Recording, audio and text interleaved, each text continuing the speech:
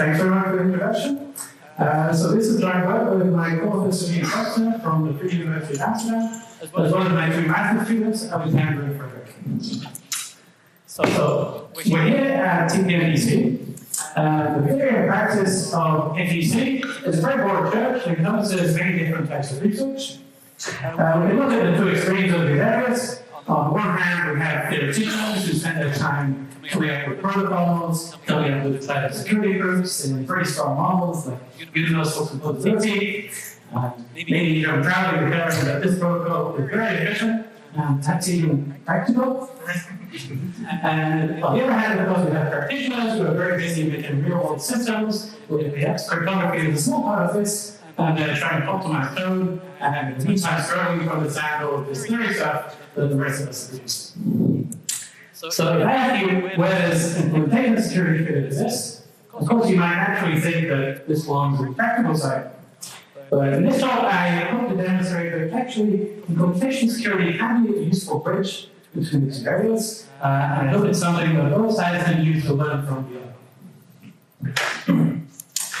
So in this talk, I'm going to present some attacks on implementations of the d4s protocol when running concurrent settings, and also talk about some countermeasures and theoretical analysis that we do on protocols. So there are two main attacks I'll talk about. The first one uses a Russian adversary, so I called it Russian d4s.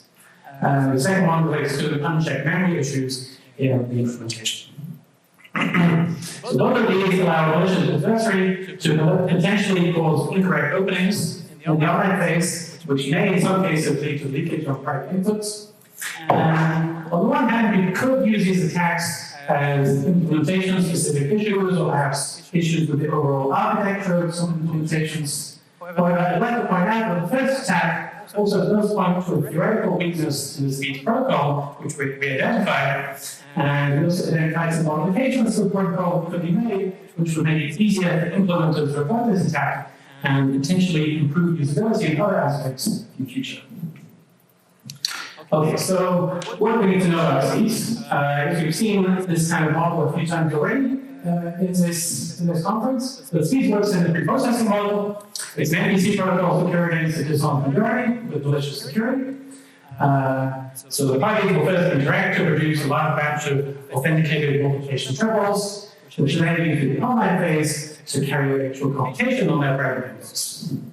And this is not the only factor that goes into a d4s implementation. Of course, when you actually want to run an MPC protocol, you'll typically also start with some high-level program or circuit description to be written by a programmer, which is then compiled maybe into some specialized bytecode representation, which then can be optimized separately, and then what is fed into the MPC runtime to be executed.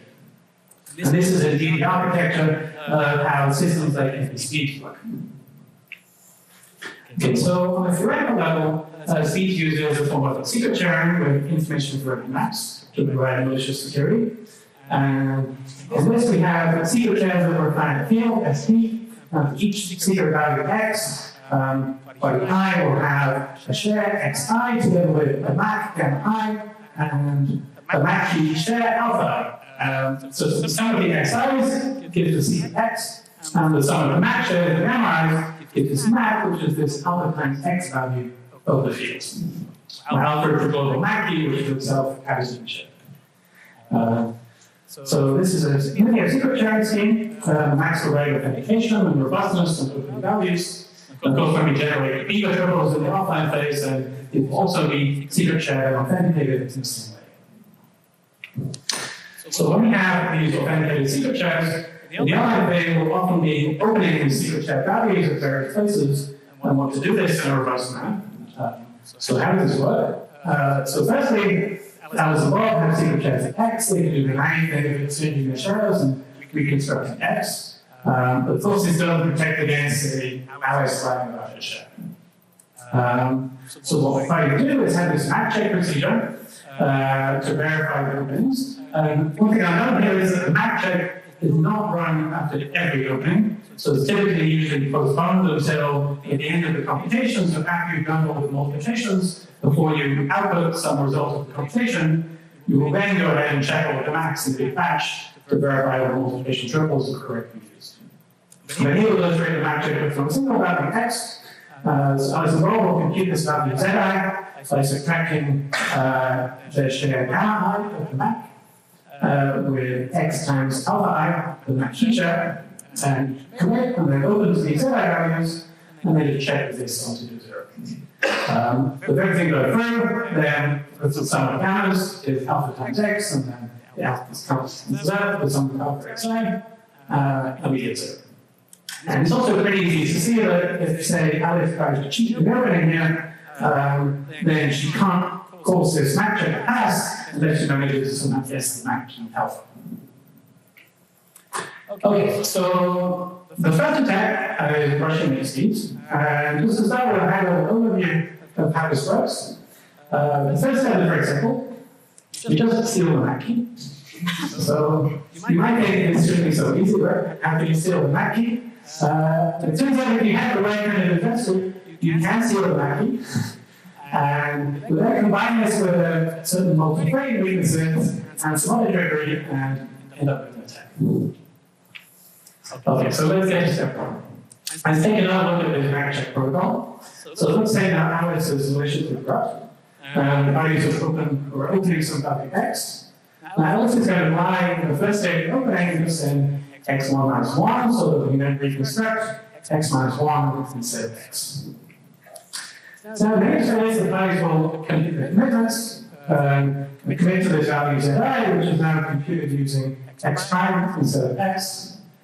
And then in the final round, Alice is going to get hit with a special adversary, so she's not going to open her commitment, but will instead wait for Bob to open his commitment to z2, and then we'll just kind of leave or hanging and waiting without opening the z1 value. So we look at what Alice compute after this. If we take z1 plus z2, then we have x times alpha from the sum of the gammas, so then x prime times alpha, and well, alpha plus that. So now Alice is going to map key, that's great. But on the other hand, there's no way that Alice can respond to this opening of the commitment with a valid message that will pass the map check. So this, on the one hand, it seems like a dangerous to get into this situation, but then again, if we carry on, the protocol should just support. So maybe this is fine, right? So now comes the second step, which is where I will threaten a little bit. Now, if you're implementing the speech protocol, there are many ways you could potentially try to deploy parallelism to improve performance. In this case, I'll consider a scenario where we have, say, 2 separate threads which have access to the same source of preprocessing data, which is the same map key. So these threads are independently performing operations on shared values, again, potentially merging together back into a master thread. And this is actually how several of these implementations work. For instance, the MPC architecture and other systems which are based on this function this. So imagine thread 1 is going to be terminate earlier than thread 2, and both of these threads will end with a map check and possibly outputting some public values of the computation. And so our malicious aggressive Alice is now just going to steal the map key in thread 1 and leave this one hanging, and then we can just pass this map key over to thread 2, use that to force the opening of the value x, and we can incorrect output from computation of passing this map check. So we put incorrect output, and of course, we know that if you have incorrect output, this can potentially also leak unwanted information on both private inputs. So to summarize, this is a vulnerability that is caused by this unusual interaction of these two features. So firstly, independent and concurrent map checks in the implementation, combined with this leaky map check feature of the original Steve's online phase. And I want to mention a couple of related issues, not necessarily about the implementation, but just about this leaky map check protocol, which I think people should be aware of. So first, even if you're just running a single-threaded implementation of these, if you ever abort the protocol because map check fails for some reason, then now it's possible that the map key is leaked.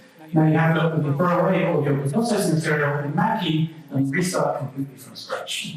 This may cause a huge waste of computation and potentially allow more than random service attacks, which you'd like to avoid.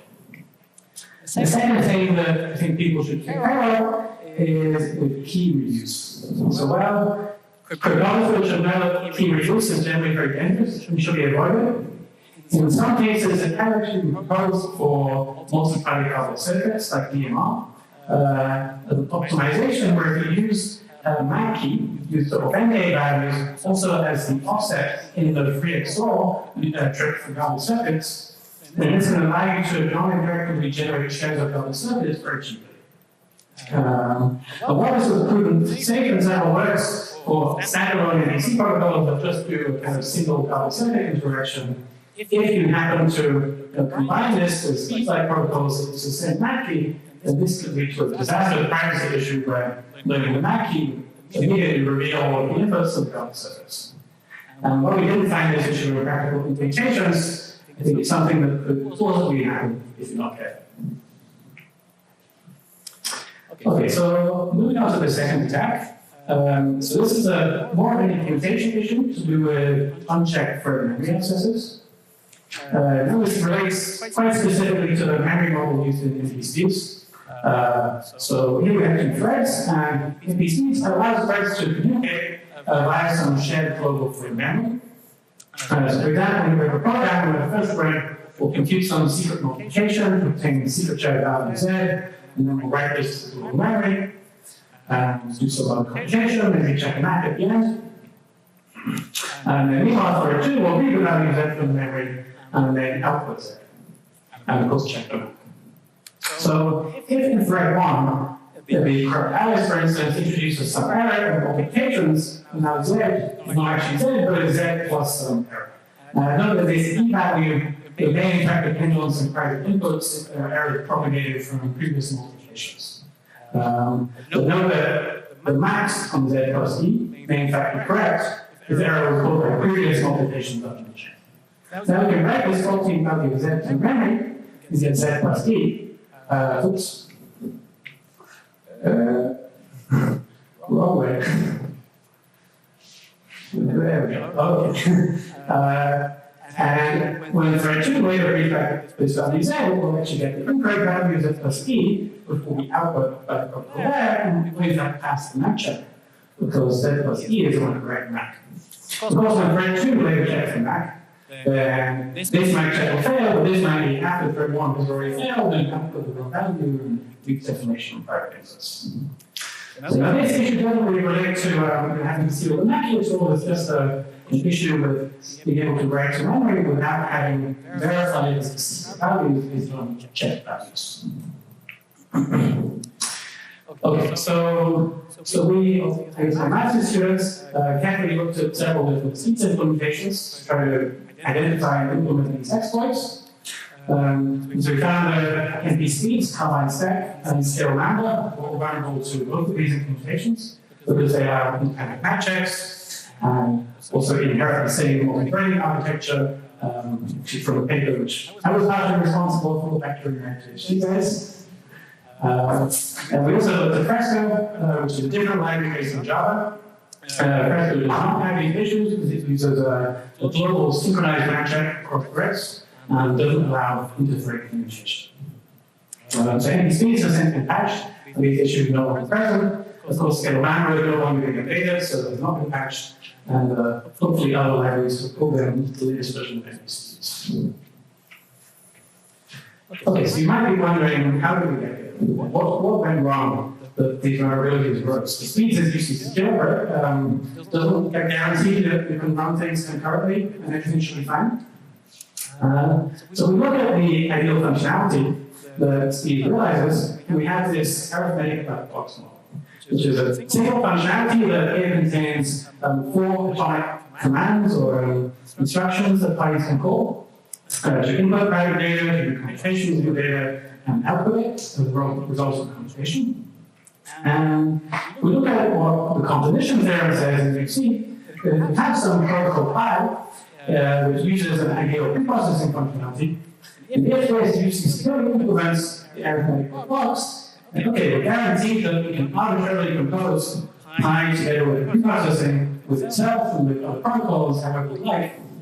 But of course, there's a catch that each preprocessing instantiation must be completely local and independent from both fields.